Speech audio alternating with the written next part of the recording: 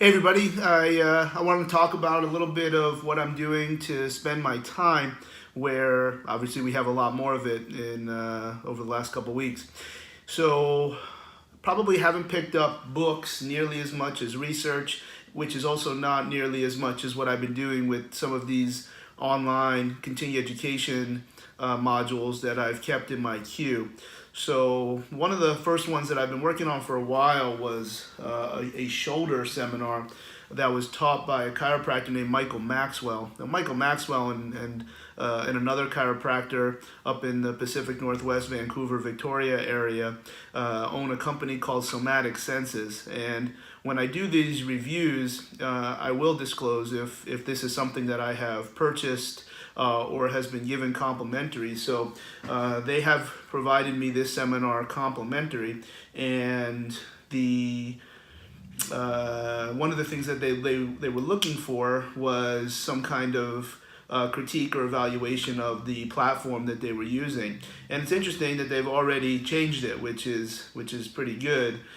Just be able to put something out there in a beta format and get good feedback to make it better. But right now I've been rolling through it, watching a little bit every day, and it's interesting where Michael's someone I've known for a long time. I have worked for him and Ben multiple times. Very, very good people and very, very experienced clinicians. And I'm very, very proud that Michael was recently promoted to an opportunity to be a DNS instructor, which is something that I know he was targeting for quite a while. But more importantly than that accolade was that this is obviously something that is a very common interest that I have, not so much to become an instructor, but rather the material.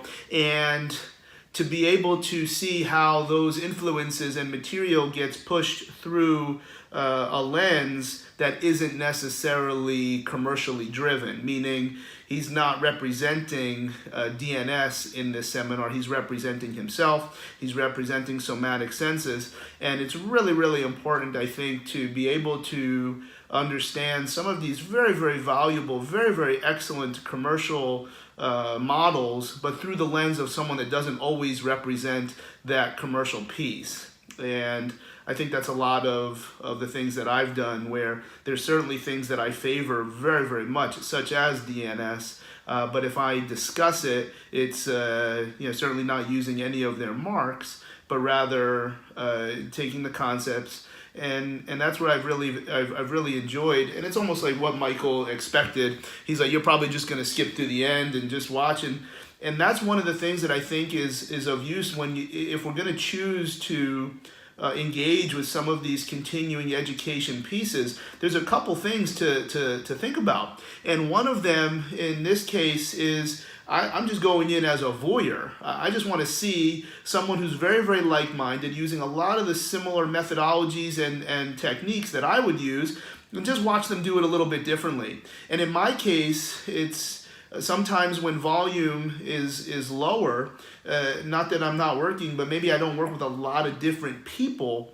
at certain times of the year, particularly like through the NFL season, to be able to see some different indications and some different situations that these techniques can be very, very useful. So sometimes looking for a continuing education seminar or a book or even just a conversation, sometimes not so much to be convinced that what you're doing is correct, but rather an opportunity to just see how someone does it a little bit differently. And all of a sudden, there's things that you maybe used to do, and all of a sudden they're like front and center, and like, oh my God, like I can't believe I forgot how to apply that technique, or that's really interesting. Like that, if I had done that, I think I would have been able to help folks a little bit differently in some recent situations. So I very, very much enjoyed it. It's very, very dense, meaning you're not going to get through this in one day.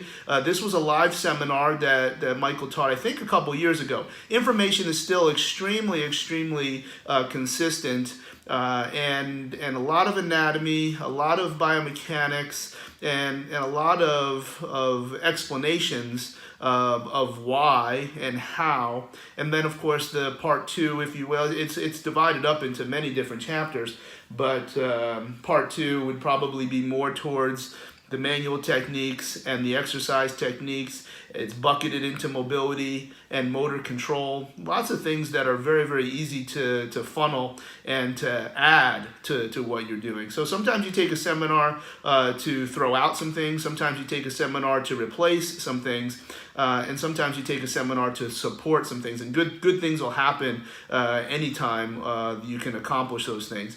Where I've talked about in the past, at least once a year, I'll try to take a seminar of something that I have the opinion that this is not useful information. This is not something that I'm going to do, or what I have seen so far is probably something that I don't favor. And if you go in like that, nothing bad can happen. Where okay, you further learn and support that this stuff is trash and you're not going to do it, or you find out that you're wrong. And I found both of those things have happened over the course of the different seminars and different books that, or even just conversations that I've had. And those are both very positive things. You either find out that you were right all along and you can feel stronger in your position, or you find out that you were wrong and you now have some really good things to get involved in.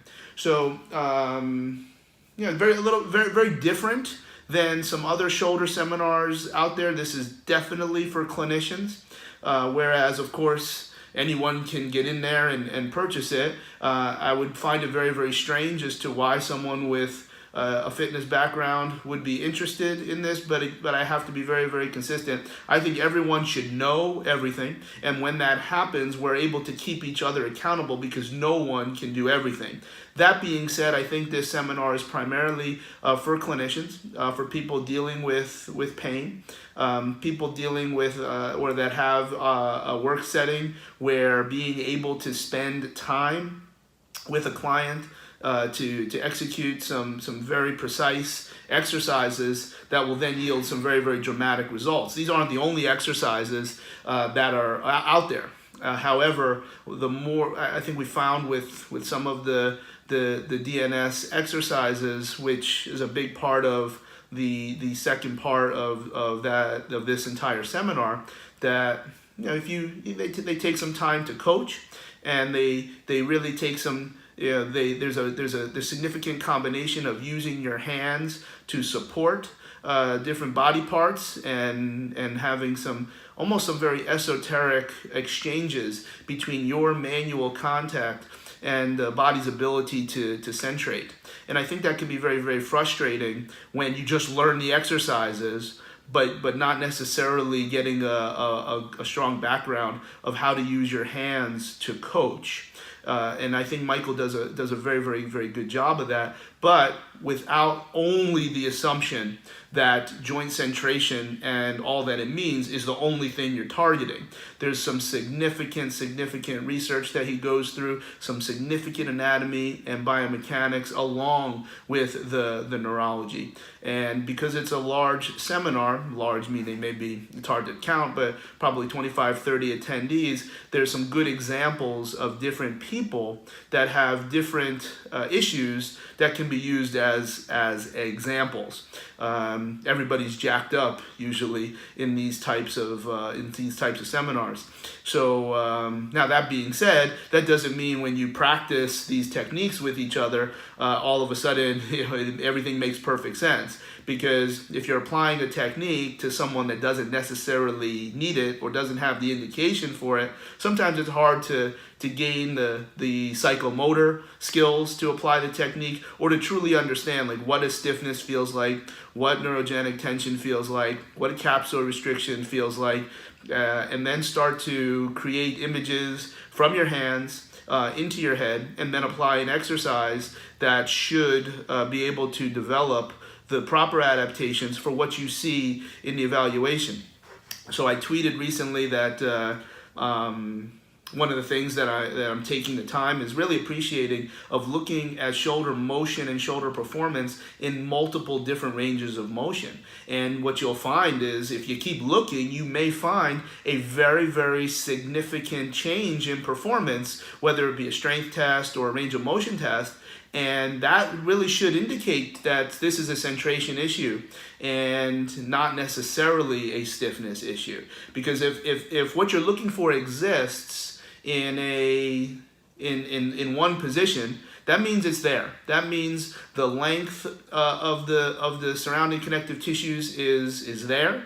The capsular restrictions are not there, but the way the body and the brain carries that joint position is really your problem, and that is something that would probably fit more into a motor control category, something that we would term neuro-locked, or at least how I would determine that. Neuro-locked, which is really more a form of motor control, but maybe in a non-complex pattern. If something exists when you change positions, eliminate joints, and test active versus passive, any combination of those three is going to be something that can be trained with exercise. Now, if you do it all across the board and you never see what you want, then you'll treat it more as a stiffness or a length issue. And these are really things that were resonating with me because there's so many examples, and it's such a dense seminar with very, very good and very, very ideal categories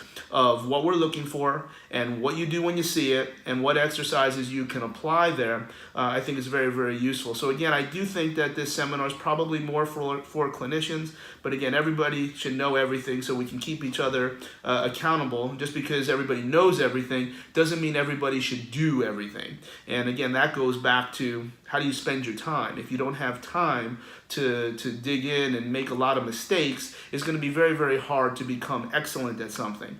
So I'm not quite finished with the seminar yet. I've got one, maybe probably another day to look at it, but it's definitely worth giving a look. And it pushes me in different directions because there's a lot of things that I see, not that they were intentionally or ignorantly missed, but when you have these other indications, you see what Michael's trying to show you. I'm like, oh my gosh, imagine if you did this before you did what he's trying to show you. And I think when you put all those different modules together from other things, another line that I've said in the past is like the best seminars are where you pick up things that they don't want you to know. And unfortunately, there are many seminars where people are keeping secrets, and it takes a significant learner, a significant student to crack their code and why they're trying to keep secrets. I don't think Michael's doing that at all. But when you know other things, it should be very, very interesting to see how it all comes together. So Somatic Senses is the name. SomaticSenses.com is their website. There's 2 seminars up there because it's something that they just started, and it's something that I definitely recommend, and I'm looking forward to finishing it up, that seminar, in the next day or two. So I'm going to try to keep up with these on a regular basis, the different things. I do have some things that are going to be released. We'll try to talk tomorrow, the next day, when I have a good idea of what's going to be available. I just saw a trailer to not necessarily a DVD because we know DVDs are dead, but I think we have a cool way that we're going to try to get some of this content out there. So spending time when we have it, and hopefully have some things at a very, very reasonable price. All right. Well, SomaticSenses.com, Michael Maxwell shoulder course. That was the review. Very, very positive, and hope you choose to give it a look.